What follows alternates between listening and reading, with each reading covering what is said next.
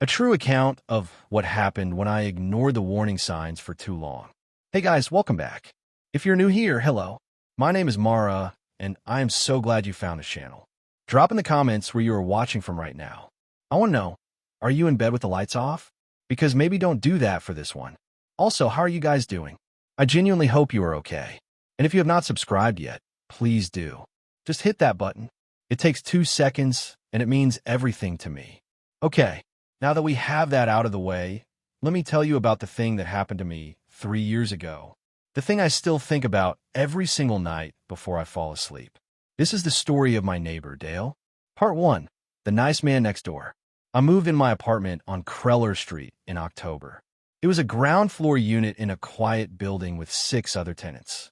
The rent was cheap, the area seemed fine, and I was 26 years old and just happy to have a place of my own.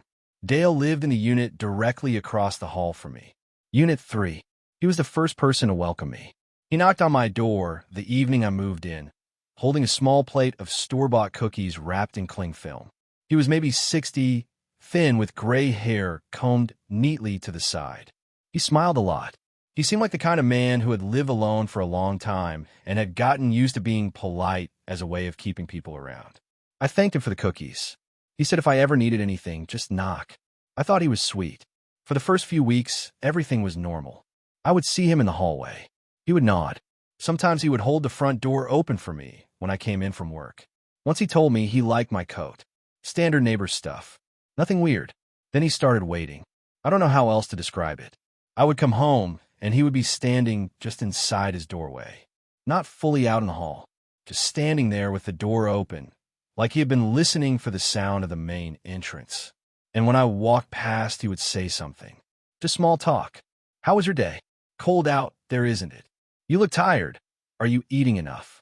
I told myself he was lonely. Older man, living alone, probably retired.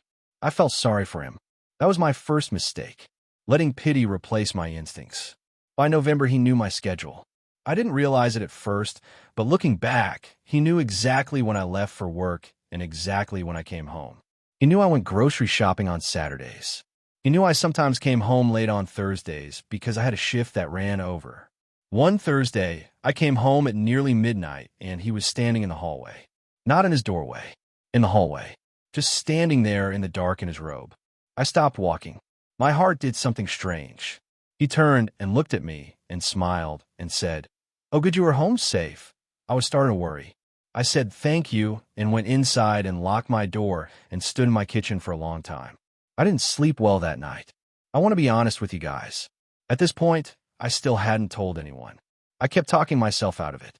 He's just an old man. He's lonely. You're being dramatic. Women are taught to do that, to shrink their own fear down until it fits somewhere comfortable. I did that for weeks. Then the notes started. Small pieces of paper slid under my door. They were never threatening. That's what made it so hard to explain to people later. There were things like, "I made soup today, I left some outside your door." Or, "I noticed your light was on very late. Is everything all right?" Or, "I saw you got a package delivered. I signed for it so it wouldn't get stolen. Come knock when you want it." He had taken my package. He had gone to my door, spoken to a delivery person, and taken something addressed to me. When I went to get it, he acted like he had done me the biggest favor in the world. He stood in his doorway and watched me pick it up from the floor outside his unit, and he smiled the whole time. I said thank you because I did not know what else to say. That night, I called my friend Becca and told her everything. She was quiet for a moment, and then she said, "Mara, that is not normal." She said I needed to talk to the building manager.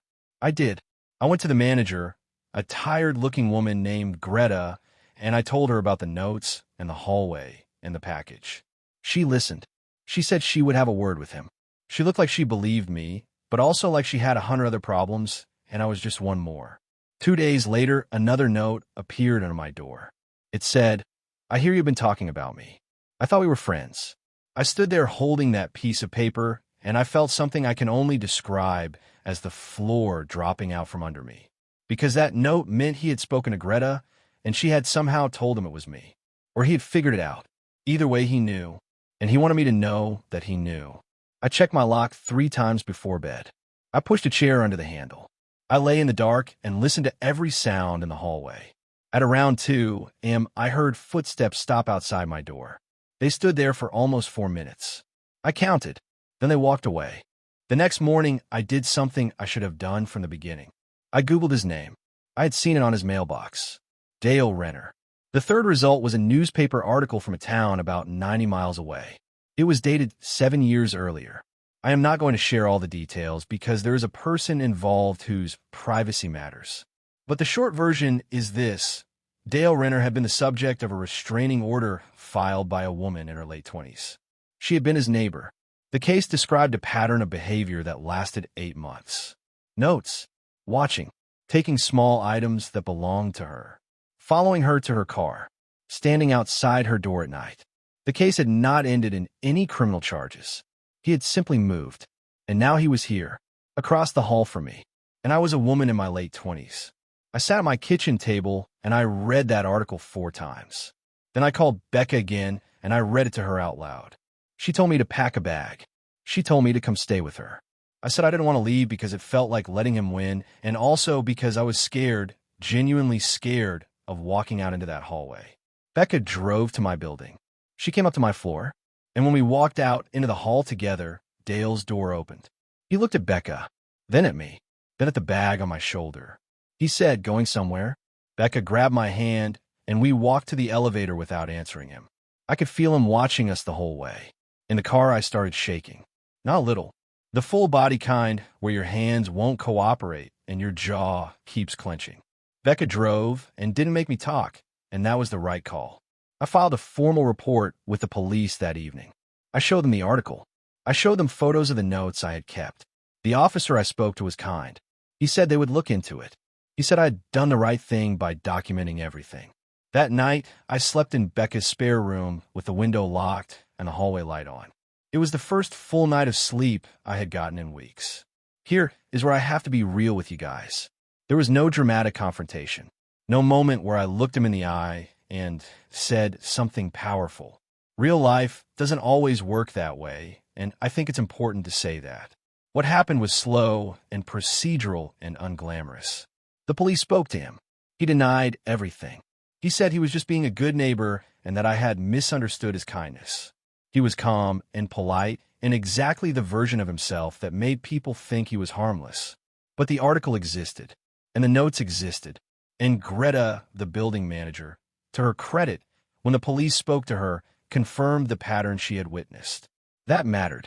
He was not arrested, but the building terminated his lease. He had 60 days. I stayed with Becca for 3 weeks.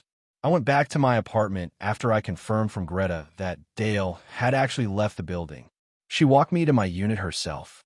We stood in the hallway, and his door was open and the apartment was empty, and I looked inside and saw nothing but bare walls and old carpet. I went inside my own apartment, and I sat on my couch and I cried. Not because I was sad. I don't fully know why actually. Relief maybe, and something like grief for the version of myself that existed before. The one who saw a man with a plate of cookies and just saw kindness. I still live on Kreller Street.